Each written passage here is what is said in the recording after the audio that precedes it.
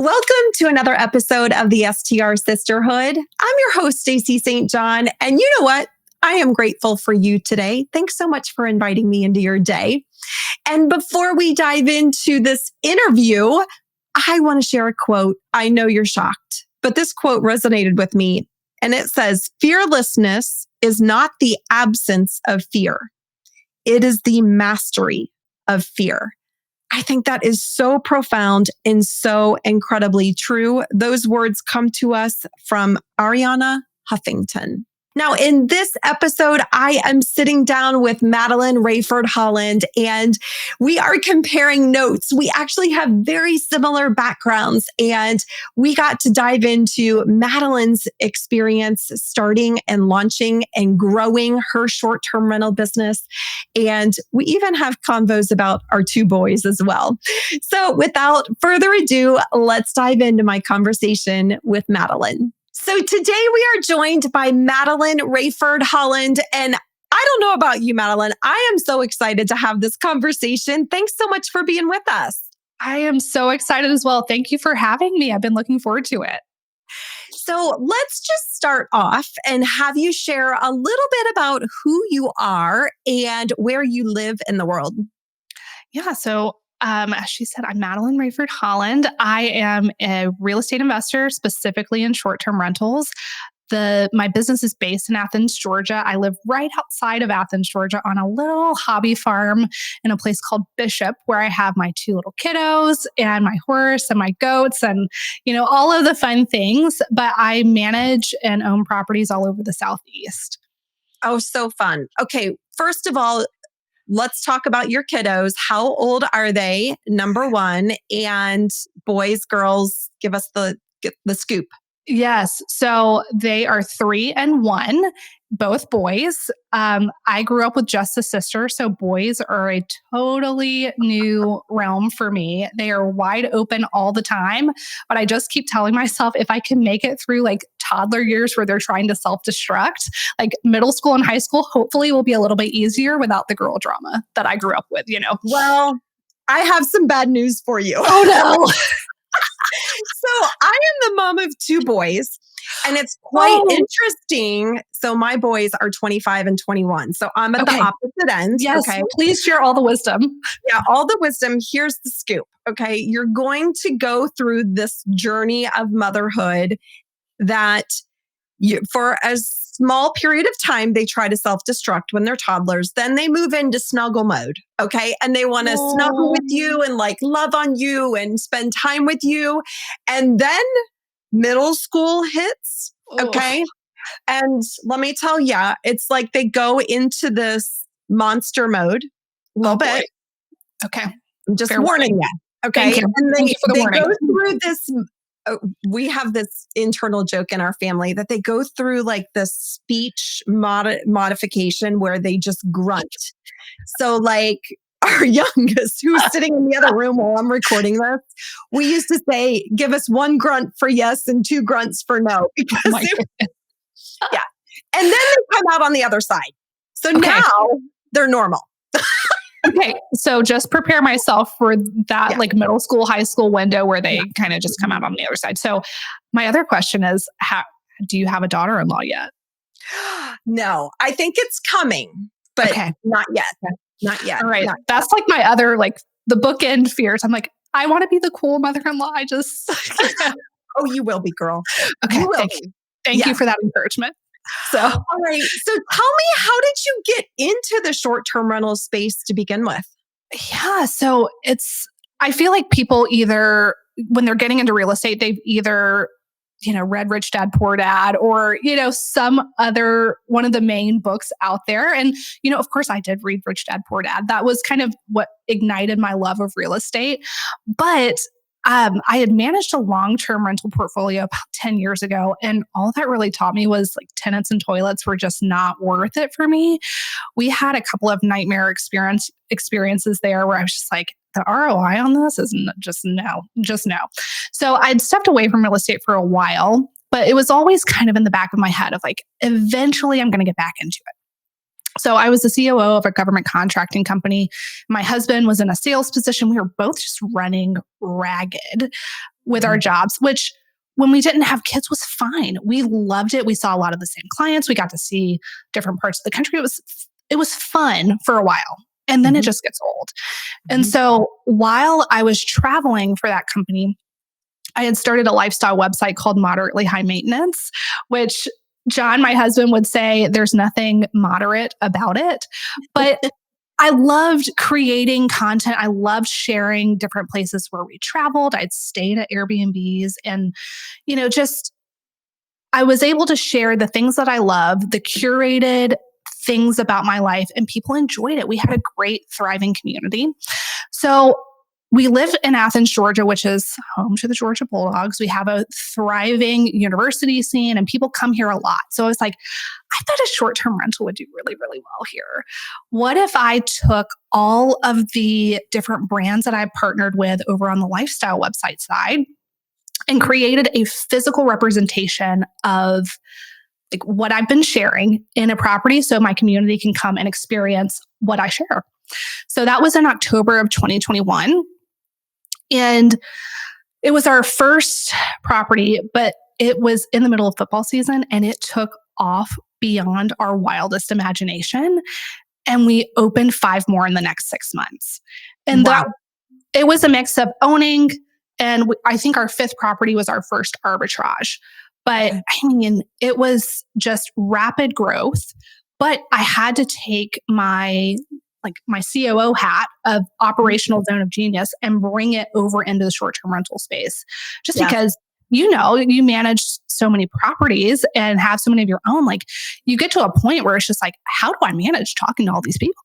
Right. Like all the ins and outs of that. So I had to bring that over into the space. And now we have, I think we own 8, and I kind of lost count. This is bad. That sounds terrible. Good problem to have, but I'm losing track of the Arbitrage number and the property management clients. But the majority we own Arbitrage, and we take on a select number of property management clients. Well, I love them, but I only want to work with a very specific type of property management clients. Sure. Oh, absolutely. Absolutely. So that's just kind of been our journey. And now I coach and teach other people how to do it as well. And it's just been a fun, wild ride. My husband and I have now left both of our W-2s and we're in this full time. Amazing. Amazing. So I want to go back and ask you about something that you shared, is that you took your moderately high maintenance, which is such a great name, by the way. Thank you. You took those brands and decided to put them into a physical representation within your property. Can you give us a behind the scenes look into what that was actually like? How did you actually do that? And what types of things did you bring into your property? Absolutely. That's a great question. So I'm big on in our properties having a brand standard. So if somebody comes and stays at one of my properties, I want them to know that the next one that they stay at, they're going to get the same great amenities. And so I had built some really great relationships with brands like Purple Mattress. They had wanted to work with my lifestyle website from the beginning, and we had done several partnerships. It's what I sleep on at home. So another one is we're big on organic linens and sustainability. So we compost at all of our properties. We have these amazing sheets and duvets. We're big on cleanliness and sanitation, which everybody should be. I mean, I don't want to assume that everybody is, but everybody should be. But I wanted to be able to say, hey, if you come and stay with us in Athens, you're going to love our place in Blue Ridge. We have the same designer. So you can pretty much instantly recognize one of my properties, regardless of whether you see my face attached to it as well. And just providing that elevated guest experience and that standardized list of brand standard, I think it's just huge as you're growing your portfolio and building those loyal guests. I have people who call me all the time, hey, have you opened a property in X place yet? I only want to stay with you, which is the hugest compliment somebody could ever give me. Yeah. That's so phenomenal. And when you were putting together your brand standards, did you take the time to list them out, write them down, or were they just stuck in your noggin? The first property, they were just in my noggin, fast and furious first property. You don't even know what you're getting into. You don't know what you don't know. But then I took the time to write that out because now I do have property management clients who say, hey, we want to be one of your signature properties. What does that entail? Mm-hmm. And so we do have that hashed out, and I'm always happy to share it with people. One thing that we put in every place is a Fellow kettle. I don't know if you've seen the Stag electric kettle, Fellow. They're just a beautiful electric kettle, but we're big coffee drinkers.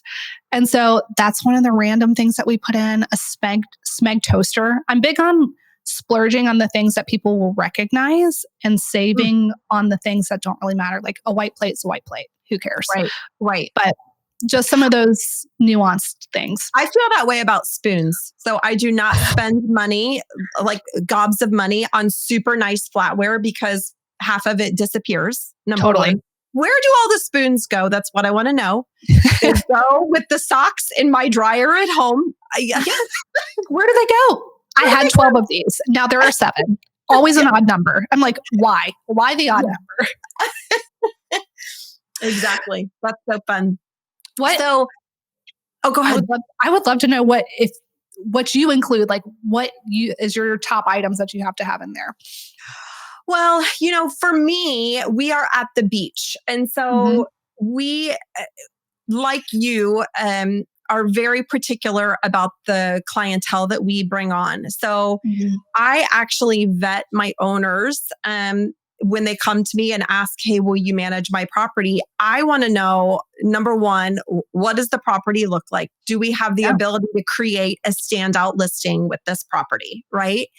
And a lot of times that's done through design. And, again, I will be the first person to say, I am not an interior designer, but I know what people want at the beach, right? Yes. And so being able to bring that into each property, I'm also very much about having a warm and inviting vibe. And so again, that's important to me. When I am interviewing a property management client, I'm actually wanting to find out, do they care about their property? And do they care about the experience that a guest will have in their property? You would be shocked, and maybe you wouldn't be, but you would be shocked at the number of people I talk with that's not, they're in it for the numbers and the numbers only. They don't really have a heart for bringing good experiences to people. And I think that can be a real red flag for me personally. I completely agree with you. There's nothing worse than knowing, or wanting to be able to make something right for a guest and an owner having a varying opinion on it. Like, okay, the air conditioning isn't working. Oh, okay, we're not going to pay the emergency service fee. Can you just send them a fan? And I'm like, no, that is a non-negotiable. Yeah. So having the right property management clients is so crucial.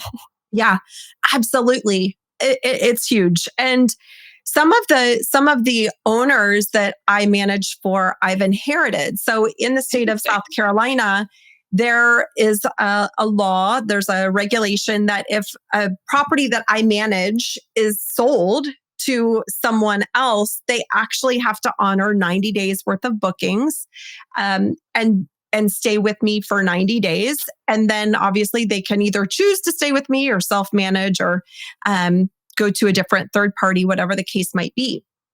But I had a recent interaction with an owner that I inherited through the sale of a property. And he was so upset with me that I did not call his own maintenance team because he has several properties there. He was like, well, I could have sent one of my guys over and I could have saved money on that repair. And I was like, okay, this is a good thing to understand. Yes.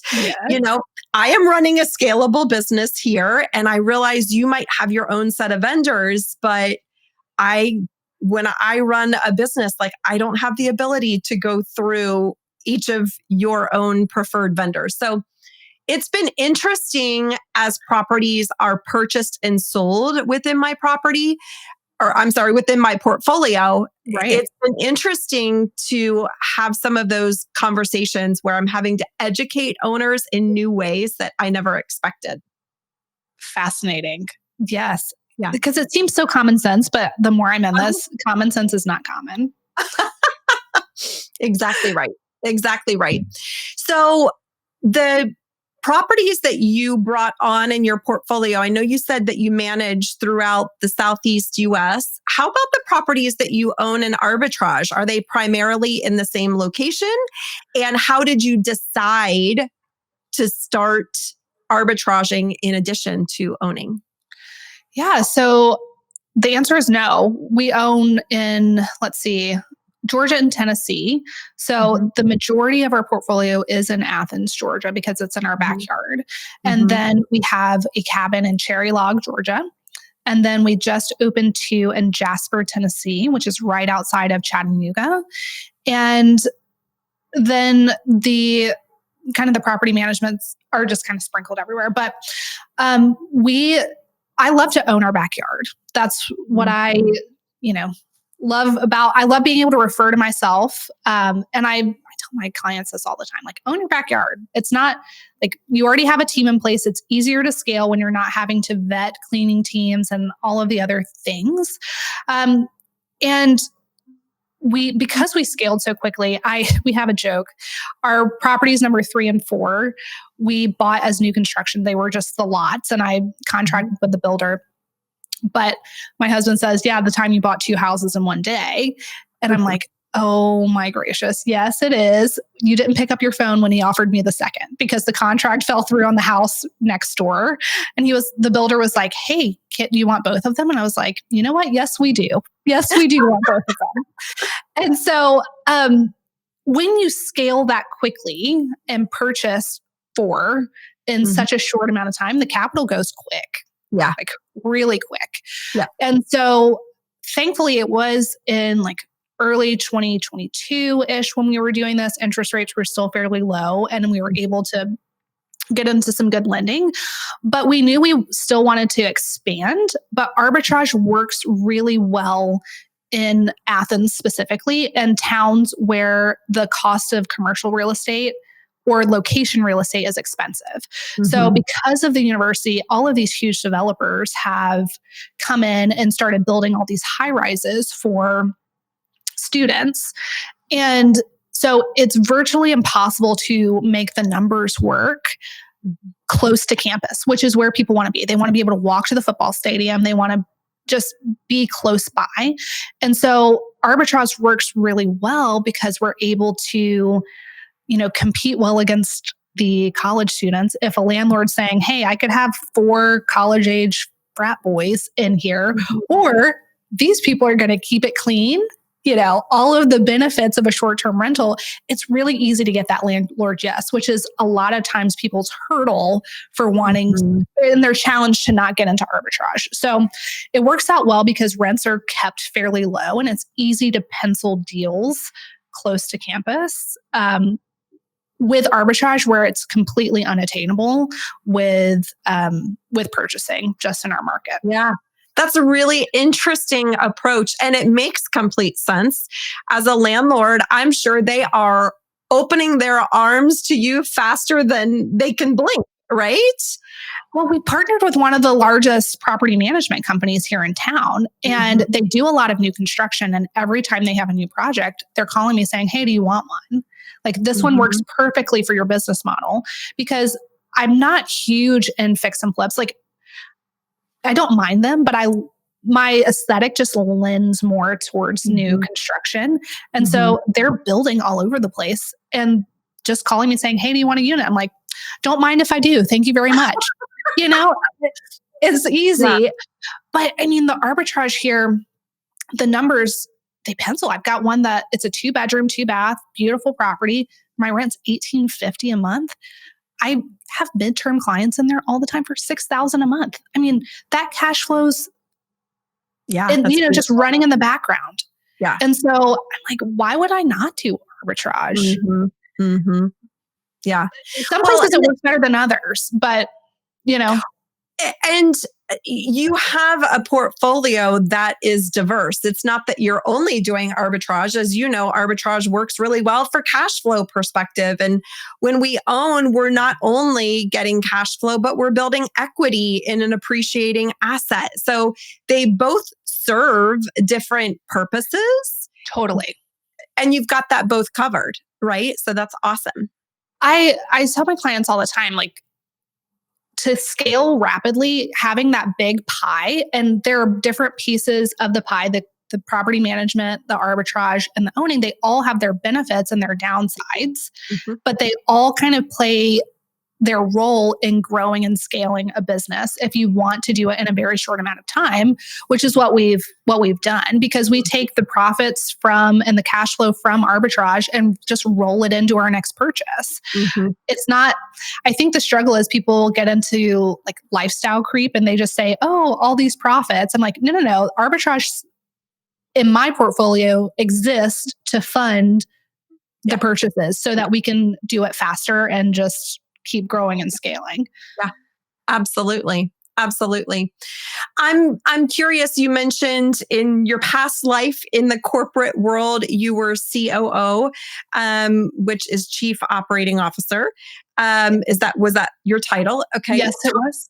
Talk to me a little bit about how you have transitioned that COO skill set and mindset and plunked that into your short-term rental business. Absolutely. So I manage the people, the manufacturing, a 13,000 square foot manufacturing facility, and everything going on in between of that. And so it's really what I enjoy is optimizing, making processes efficient. And so I knew that when I started in this business, I didn't want to just create another job for myself. I wanted not only the financial freedom, but the time freedom as well. So when I started with property number one, I knew that I wanted to build the systems that gave me the freedom. And so I started with that mindset of, hey, I'm building this business from property number one as if I have 30 properties already. Amen. And I think that's one of the best pieces of advice that I could give anybody is think 30 properties down the road, because if you're trying to implement the systems and you already have 10 in place and you're trying to go back in, import all of those reservations into a property management software, it is the biggest pain in the rear. And you're costing yourself so much time. Yeah. And so having that corporate experience, knowing how to grow and scale a business in another realm really helped me set this up from the beginning so that we could grow and scale so quickly with the time freedom. Yeah. Yeah. It's so funny. Our stories are very, very similar in many ways. And for me, from the start, I was in the same operational mindset where I knew I had a vision for what I wanted for my business. I was still working in the corporate world, but from the get-go, I mapped everything out on the back end to allow me to have a business that didn't require my time. Absolutely. Right? And that isn't intuitive, I think, for a lot of people. And that's okay, right? That's okay. Yeah. That's absolutely okay. So when you were building out those systems, what do you feel like was the most relevant or important thing for you to have in place to give you that time freedom? I think the property management software from the beginning, setting that up so that we could add additional additional automations to it as well. So just thinking of it as the spoke on a wheel or the hub, and then all the spokes that come out to it. That was the crucial piece, because everything, the unified calendar, not having to try and make sure that Verbo is syncing with Airbnb calendars. I mean, that is the fastest way to give yourself a heart attack, is double booking. It's like, which platform do I cancel? It's right. Thinking of that, and then choosing the right one, and then making sure that you have all of the messaging automations in place. And also documenting your work. I think that is like the biggest piece with SOPs. We use something called Scribe, which gives those screenshots. I'm not sure if you use that as well, but what a lot of people don't realize is once you get to a certain size, you have to bring on additional team members, no matter how many good automations you have, because you're still going to have those one-off guest interactions. And so starting and disciplining yourself to document your processes so you can train somebody easily is something that has been pivotal with allowing us to grow and scale quickly. Yeah. That's awesome. And so talk to me a little bit about your team today. What types of team members do you have that are supporting your business, and how have you found them? Yes. So we break our business down into two different groups. So we have the property side of things, which is just the property management side. And then we have the education team. So on the property side, we have Summer, who's our operations director. She has been with us for a year, but she's based in the Philippines. We hired her directly from Airbnb. She was one of their training managers. And so she manages all things properties. And then she has 2 support members under her. They were all on the same team at Airbnb, which is great. So Summer and Dylan and Chenna. And so we have coverage pretty much around the clock over on the property side, to where I'm not having guest interactions near as much as I used to. I might pop on every once in a while, but typically things are only escalating to us. And then on the education side, I have 3 coaches and a marketing director, and that's just the whole other machine in and of itself over there. So yeah, that's awesome. No, and for me as well, I've got a whole team that manages the day-to-day of my property management. I've got a whole team that manages the day-to-day of my coaching. And it is important for me. A lot of people will say, like, Stacey, how do you do everything that you're doing? And I'm the first person to say, listen, I could not do anything without amazing people around me. Absolutely. Right? That is the number one biggest asset for me. And one of the things that I'm grateful for is that I've got phenomenal people who are highly skilled in areas that I am not. Absolutely. And surrounding myself with wicked smart people who equally have a passion and a heart for what we're doing. So I could not agree more. I am so thankful for all of the people on my team. I actually brought Summer over from the property side over to the coaching side, because I was like, you know what? You know my business sometimes better than I do over here on that. So I want to bring your expertise over to help me teach other people, because you are just in the daily. So it's so much fun growing and scaling. But I think you and I both have benefited from having that corporate experience of with that mindset of it's not I, but it's the team as a whole. Absolutely. I want to ask you also about your network, because you and I also, I think, agree that your network is your net worth. And talk to me a little bit about how you've leveraged the relationships of your network to help you continue to grow your business. Yeah, I think knowing that you just have to invest in the people around you, and not in a selfish way. It's like giving freely and saying, how can I connect? Like, how can I connect people? And going into every interaction with that mindset of like, hey, I want to help you connect and help you be better is huge. And joining masterminds, joining coaching programs that have a really high quality community has been pivotal for me. I mean, some of the coaches in my business I met through other mastermind programs, and just that's helped me leverage that. But I think getting out of the daily grind and going to networking opportunities, going to conferences, meeting other people in the industry, when you change location, you're able to create a transformation. And so just getting yourself in that mindset of doing that. And I know you and I both have retreats coming up, but I so look forward to that, because when people are able to connect even outside of like the digital realm and physically get in the same place, it just forms these bonds and these connections, and the partnerships and the collaborations that come out of that is just, I've never seen anything like it. Yeah. We were just talking about this on a recent podcast episode where my event planner, who's helping me plan all the nitty gritty details of my Live Big Beach retreat, she actually helped me plan my retreat for my accelerator students last year. And we were talking about the fact that, for a year prior to that, all of us were on Zoom multiple times a week, seeing each other across the computer screen.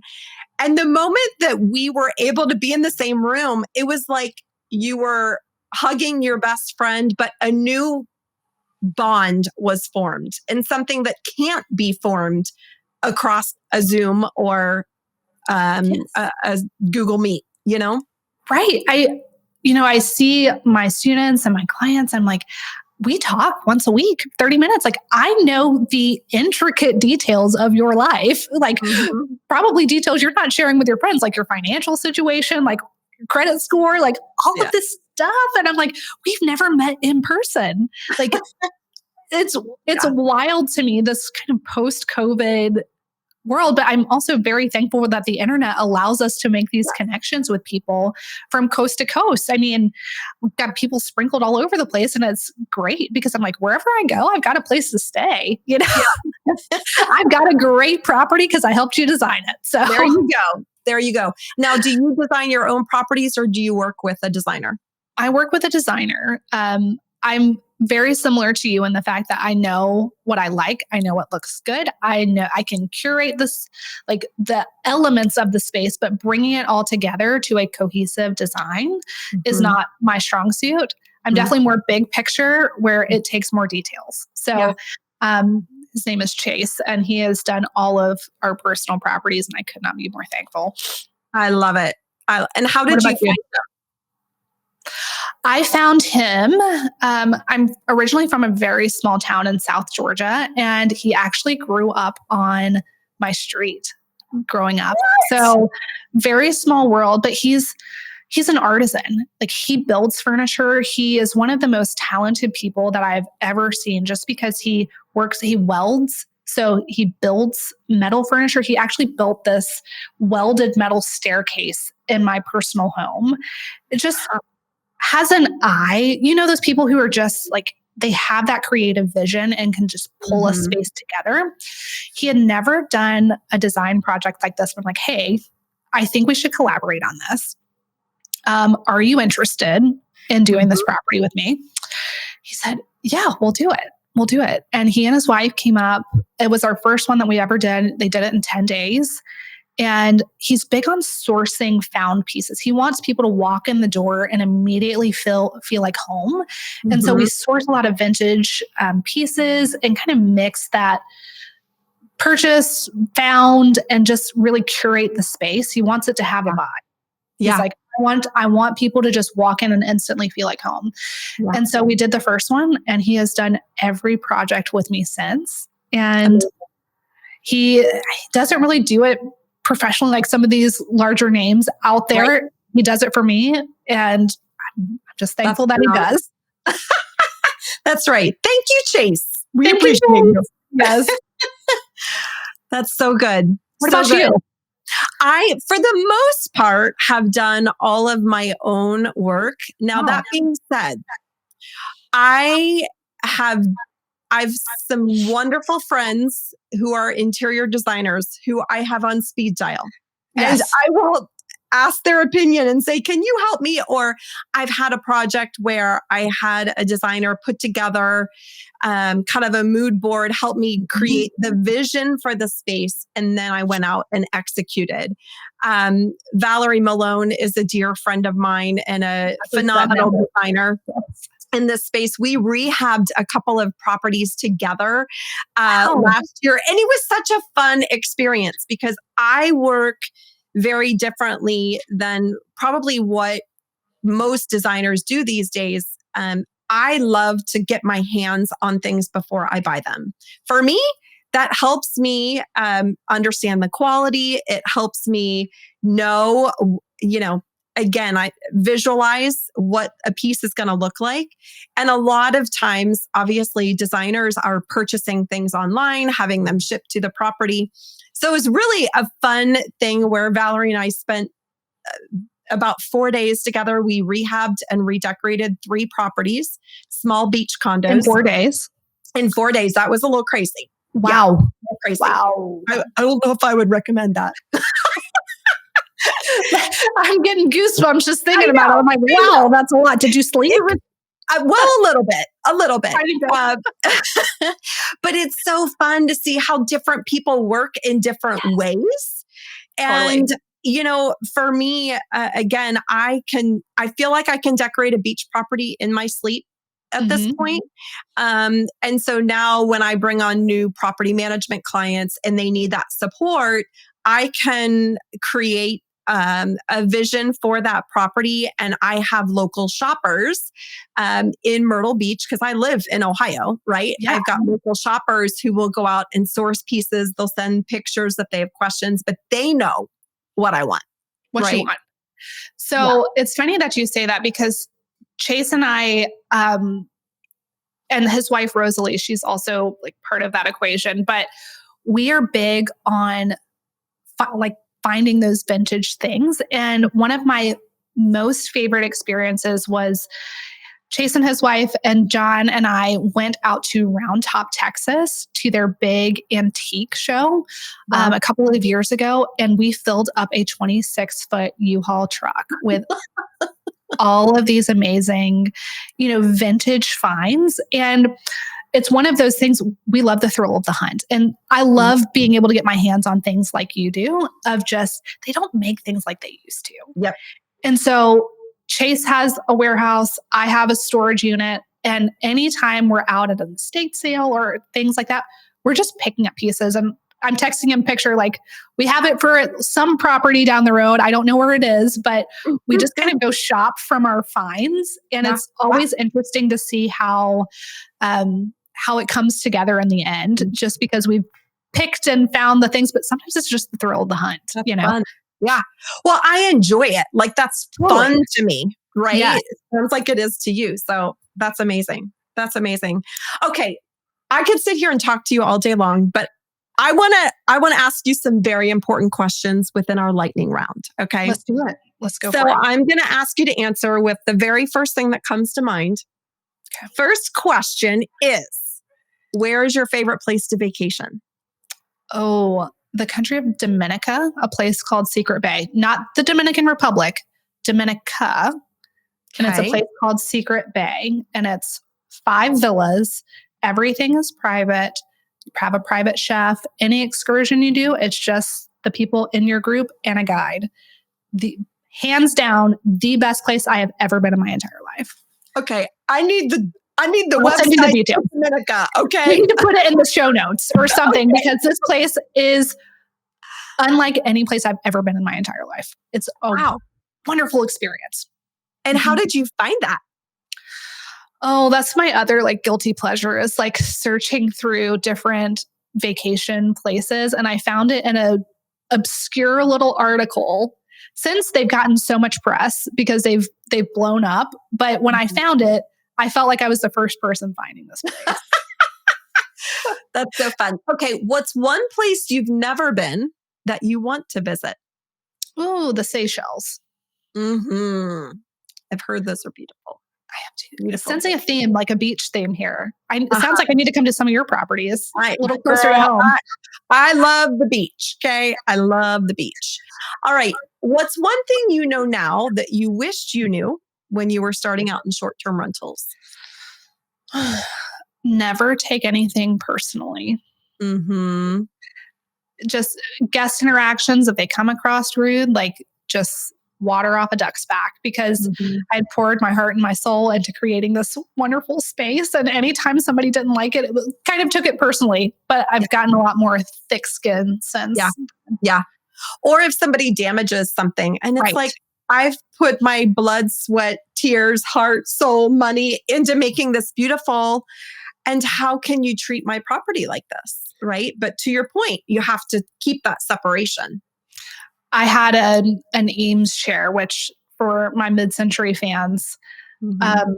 It it was a phenomenal find because Mm-hmm. we love the thrill of the hunt. Every piece has that attachment of like, I remember where I found that. Right. It's hard when you put it in a property, but somebody snapped it. They threw a party at my property, first big party that ever happened.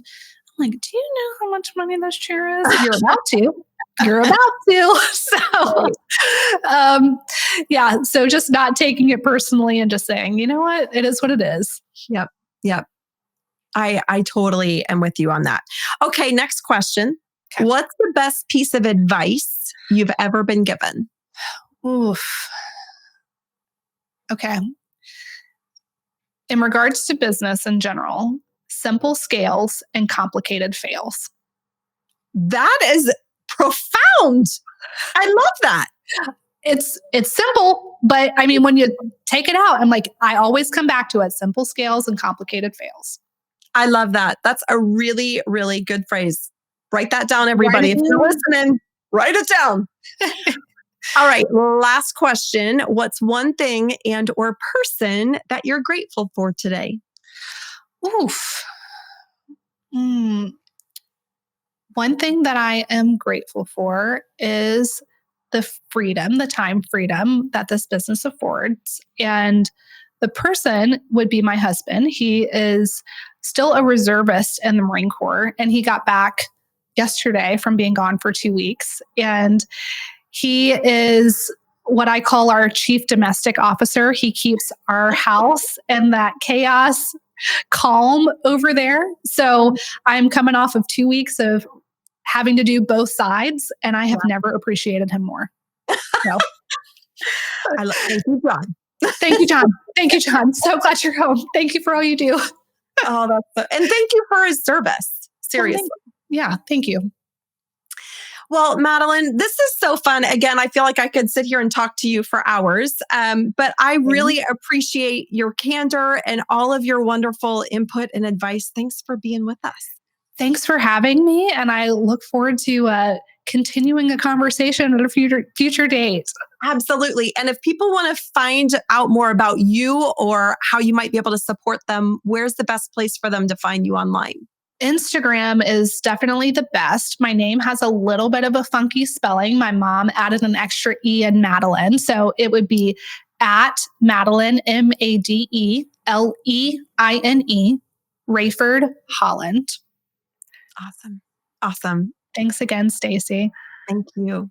Now, before you go, I want to give a quick shout out to some of the amazing women inside the Female Short-Term Rental Investors Facebook group. Just a day ago, Genevieve Reyes posted, "Hi, ladies. I'm looking to buy some wallpaper that's easy to install. Quality is great, but also not ridiculously priced. Is that possible? Please share recommendations." And we've had a few people dive in. Tony Escooter says, "Designer here. I recommend Spoon Flower pre-pasted for a DIYer install. I strongly dislike peel and stick." Anne Nugan also says, "STR designer here. I've used Livette's wallpaper on Etsy several times and like them." So if you are looking to wallpaper your property, check out this post inside the Female Short-Term Rental Investors Facebook group and also get more recommendations. All right. With that, I hope you have an amazing week. I will see you right back here next week. And thanks so much again for allowing me to be a part of your journey.